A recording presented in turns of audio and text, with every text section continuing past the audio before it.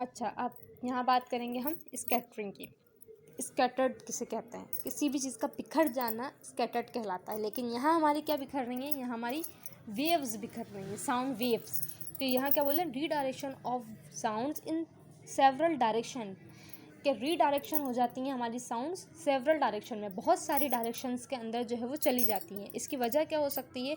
इसकी वजह यहाँ बता रहे हैं, cause by interaction with small reflector और रफ सरफेस।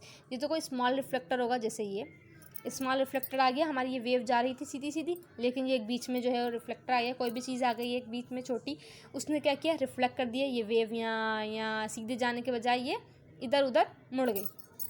या फिर क्या हो सकता है कि हमारी सरफेस ठीक ना हो। ये देख रहे हैं आप सरफेस कैसी है? ये रफ़ सरफेस है। ये स्मूथ होती, अगर ये ऐसी बिल्कुल स्मूथ होती तो बात अलग थी, लेकिन ये कैसी है? रफ़ है बिल्कुल। इसने क्या किया? इसके रफ़ होने की वजह से यहाँ पर हमारी वेव जो हैं वो इधर इधर इधर जो हैं वो चली गई। ठीक है, अब आ जाएं यहाँ।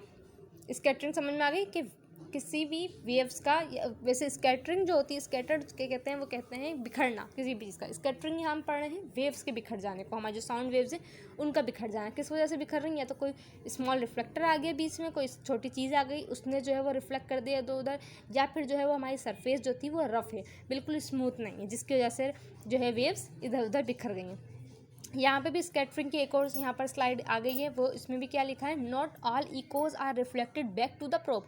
देखो, मैंने क्या बताया था आपको पिछले लेक्चर्स में कि वेव्स जाती हैं, साउंड वेव्स जाती हैं, टिश्यू से टकराती हैं और फिर वापस आती हैं ट्रांसड्यूसर के पास, हमारे प्रोब के पास। ठीक है ना?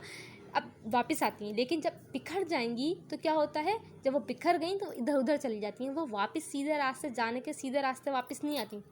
गई और जाके कहीं इधर उधर टकरा गई। वजह मैंने आपको बता दी, कोई स्मॉल रिफ्लेक्टर आ गया बीच में, या कोई सरफेस ख़राब हो गई, उसके से रिफ्लेक्ट हो गई। ठीक है, इधर उधर बिखर गई, वापस सीधी कहाँ नहीं आई? हमारे प्रॉप के पास, हमारे ट्रांसड्यूसर के पास नहीं आई। तो वो यही लिखा है, not all echoes are reflected back to the probe, के तमाम इकोज हमारी वापस नहीं आती हमारे प्रॉप के पास। सही है। Some of them are scattered in all direction, उनमें से कुछ जो है वो क्या हो जाती है? स्कैटर्ड हो जाती हैं ऑल डायरेक्शन में, तमाम डायरेक्शन में, कोई सी भी डायरेक्शन में वो चली जाती है। ठीक है, और उनकी वजह फिर दोबारा ये लिखी हुई, कोई स्मॉल ऑब्जेक्ट हो जाएगा या कोई रफ सरफेस हो जाएगी, जिसकी वजह से वो जो है बिखर जाती हैं। सही है। अब आ जाते हैं हम यहाँ पर, क्या आ गया? Back scattering. एक स्कैटर था, एक बैक स्कैटरिंग होता है। बैक स्कैटरिंग और रिले स्कैटरिंग क्या कब होती है? जब हमारा ऑब्जेक्ट जो है वो छोटा हो, लेकिन हमारी वेव लेंथ जो है वो ज़्यादा हो। सही है, जो हमारी ट्रांसमिटेड वेव लेंथ है वो ज़्यादा हो, तो क्या होता है कि वो उसको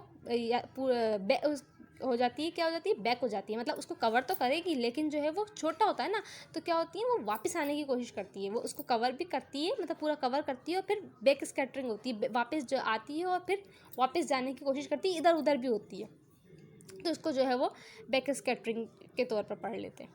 अच्छा, ट्रांसमिशन क्या है? ट्रांसमिशन क्या है? Not all sound waves are reflected, some continue deeper into the body, कि कुछ साउंड वेव रिफ्लेक्ट ही नहीं करती हैं। मतलब मैंने आपको बताया कि वेव्स जाती हैं, हमारे टिश्यू से टकराएंगी और फिर वापस आती हैं, रिफ्लेक्ट होती हैं, जाती हैं टकरा के वापस आती हैं, रिफ्लेक्ट करती हैं।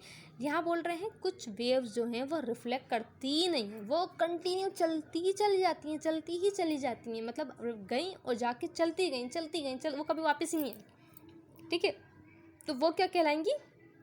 वो जो है हमारे पास ट्रांसमिशन कहलाएंगी। These waves are reflected from deeper tissue structure, वे कहाँ चली जाती हैं? डीपर टिश्यू के बिल्कुल डीप चली जाती हैं। आप ये देखें, ये एक वेव जा रही है, ये जा रही है, ये वापस नहीं आती, जा रही है, ये जा रही है। कुछ जो है वो हमारे पास वापस आती हैं, और कुछ जो होती हैं वो चली जाती हैं, वापस ही नहीं आती हैं हमारे पास।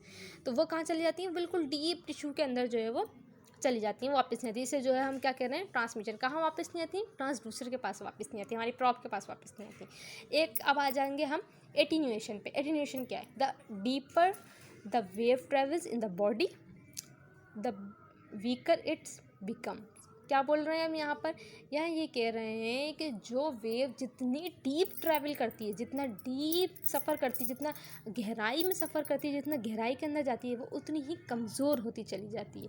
The amplitude of the wave decrease with the increase depth. बोल रहे हैं जो एम्पलीट्यूड है वेव का वो डिक्रीज़ होता चला जाता है। कब? जब उसकी डेप्थ इंक्रीज़ हो, जब उसकी गहराई जो है वो ज़्यादा हो जाए। कोई चीज़ दूर तक जा रही है, वो कमज़ोर हो गई। अब ये देखो, ये वाली कितनी थिक है, मोटी है, ये पतली हुई, ये और पतली हुई, आगे जाएगी और पतली और छोटी होती चली जाएगी। क्यों? कि जितनी दूर तक की जा रही है उतना ज़्यादा कमज़ोर। आप कितनी दूर तक जाएं, पैदल चल के आप चलना शुरू करें, जितनी दूर तक आप जाएंगे उतनी ही ज़्यादा थकते चले जाएंगे, एनर्जी कम कम कम कम होती चली जाएगी। इसी तरह ये वेव्स की जो है वो एम्पलीट्यूड कम कम कम कम हो, जितना दूर चले जाते हैं उतनी जो है वो इसकी एनर्जी कम होती चली जाती है। ठीक है, उसके बाद आ जाएगा हमारा इकोजेनिसिटी।